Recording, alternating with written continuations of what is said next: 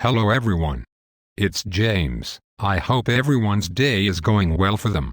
And life is treating you good. In today's video, I want to talk to you about climbing your own personal mountain.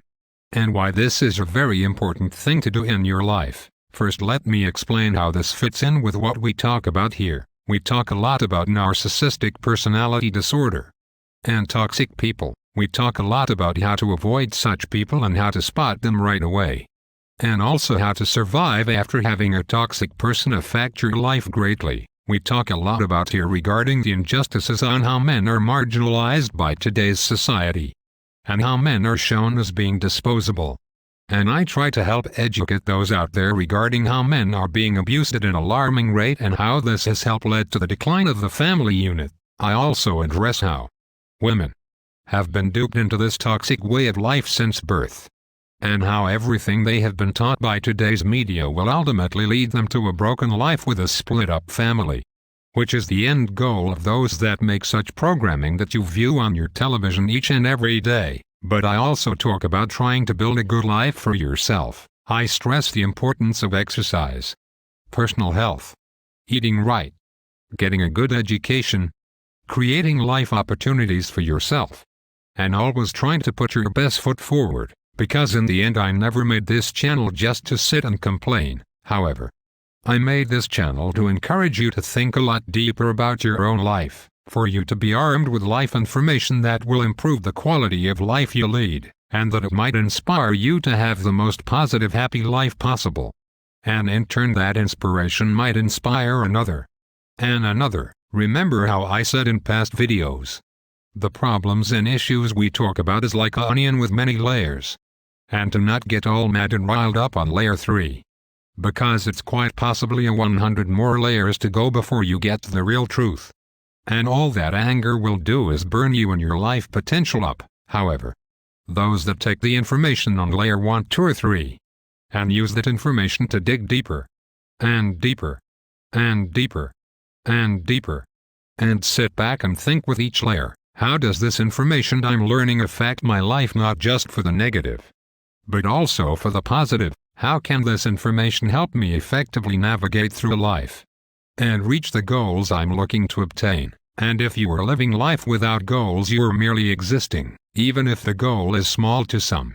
If it's big to you, that's all that matters. Your goal could be to get a particular grade in a college course you are taking. It could be to learn how to make a deck in the back of your home. It could be to lose 5 pounds of fat. It could be to gain 5 pounds of muscle. It could be to have a better job. Or it could be to open your own home-style Italian restaurant up the street. All these dreams have merit.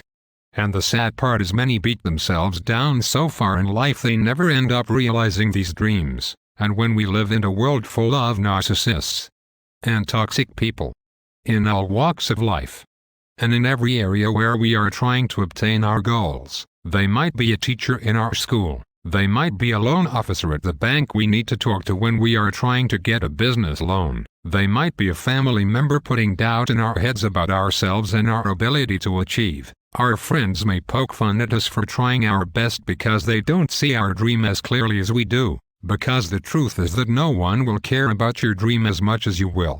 And the key to achieving is stop looking for approval of your goals from this person or that person, or the person up the street. Stop letting every toxic person that comes into your life fill your head with self-doubt and put you in self-defeat mode, such as I hear many people saying there isn't anything that can be done regarding the biases between men and women as an example, how the laws are unfair, and how there is so much injustices. And to that I say, if I had that attitude I would not be here with this channel saying what I say and doing what I do.